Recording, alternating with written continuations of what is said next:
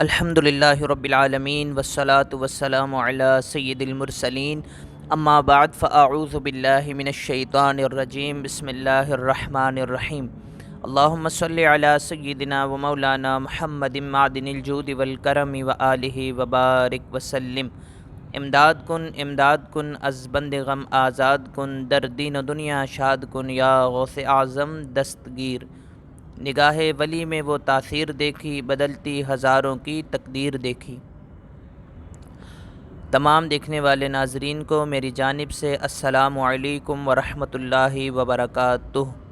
آپ دیکھ رہے ہیں میرا یوٹیوب چینل، میں ہوں زاہد کشمیری۔ ناظرین، آج جن بزرگ ہستی کے مزار شریف کی آپ زیارت کریں گے، ان کا نام حضرت سید سلطان شاہ بخاری رحمۃ اللہ تعالی علیہ ہے، المعروف پیر عمر شاہ غازی رحمۃ اللہ تعالی علیہ۔ آپ رحمۃ اللہ تعالی علیہ کا مزار پر انوار کراچی کالا پل جناح ہاسپٹل کے قریب مرجع خلائق ہے۔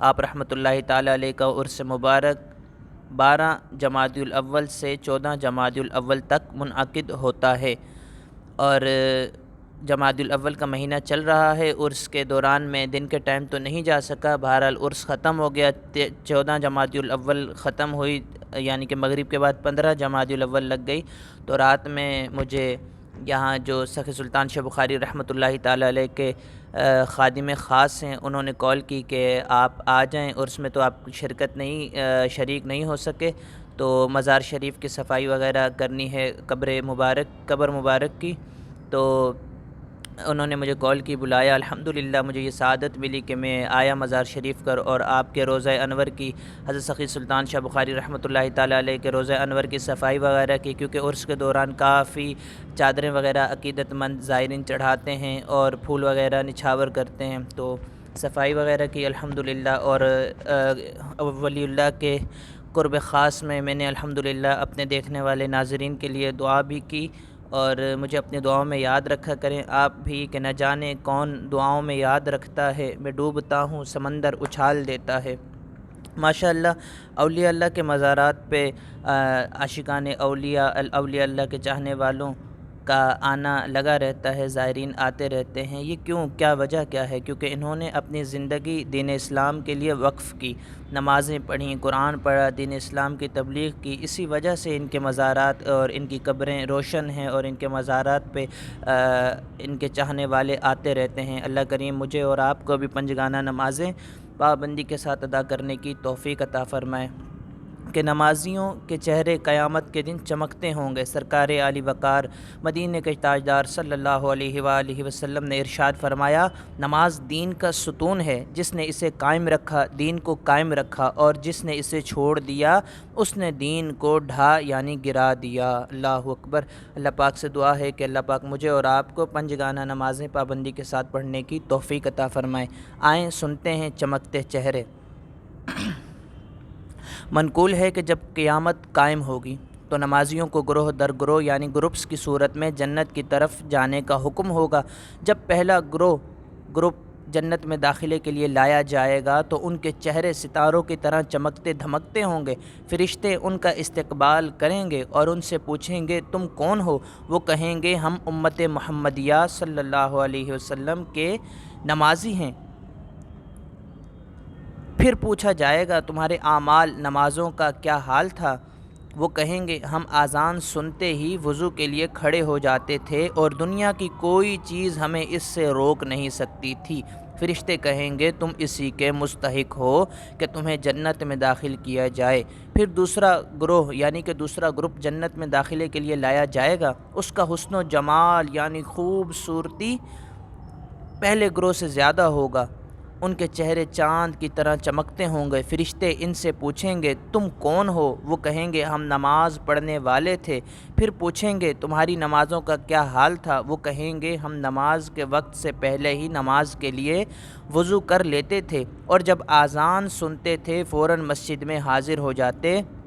فرشتے کہیں گے، تم اسی کے مستحق ہو۔ یعنی پھر تیسرا گروپ جنت میں داخلے کے لیے لایا جائے گا، جن کا مقام و مرتبہ اور حسن و جمال یعنی خوبصورتی پہلے گروہوں سے کہیں زیادہ ہوگا۔ ان کے چہرے آفتاب یعنی سورج کی طرح روشن ہوں گے۔ فرشتے ان سے پوچھیں گے تم اتنے خوبصورت اور اتنے اعلیٰ مقام والے کون ہو؟ وہ کہیں گے ہم ہمیشہ نماز پڑھا کرتے تھے۔ فرشتے پوچھیں گے تمہاری نمازوں کا کیا حال تھا؟ وہ کہیں گے ہم اذان ہونے سے پہلے ہی مسجد میں موجود ہوتے تھے اور اذان مسجد میں ہی سنتے تھے۔ فرشتے کہیں گے تم اسی کے مستحق ہو۔ ایک روز مومنو تمہیں مرنا ضرور ہے، پڑھتے رہو نماز یہ قول رسول ہے۔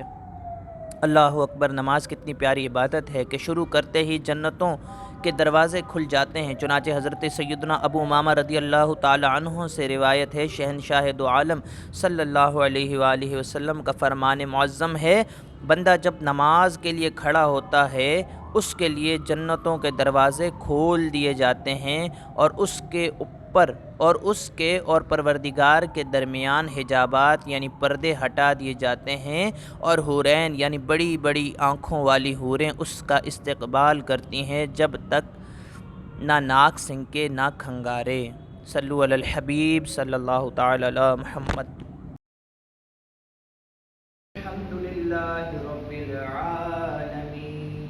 گھڑی چمکاتے پاکا چاند سہانی گھڑی چمکاتے پاکا چاند اس دن افروز ساعت پہ لاکھوں سلام مصطفیٰ جان رحمت پہ لاکھوں سلام شمع بز میں ہدایت پہ لاکھوں درود ہم فقیروں کی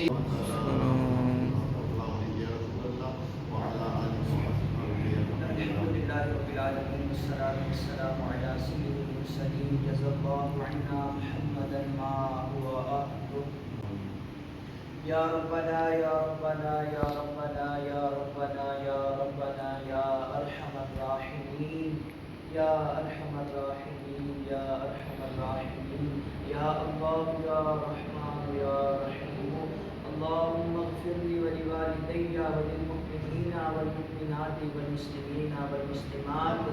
اللہم ربنا آتنا فی الدنیا حسنہ وفی الآخرۃ حسنہ وقنا عذاب النار۔ اللہم رب اجعلنی مقیم الصلاۃ ومن ذریتی ربنا وتقبل دعاء ربنا اغفر لی ولوالدی وللمؤمنین یوم یقوم الحساب۔ اللہ سلام علی المرسلین والحمد للہ رب العالمین بحق لا الہ الا اللہ لا الہ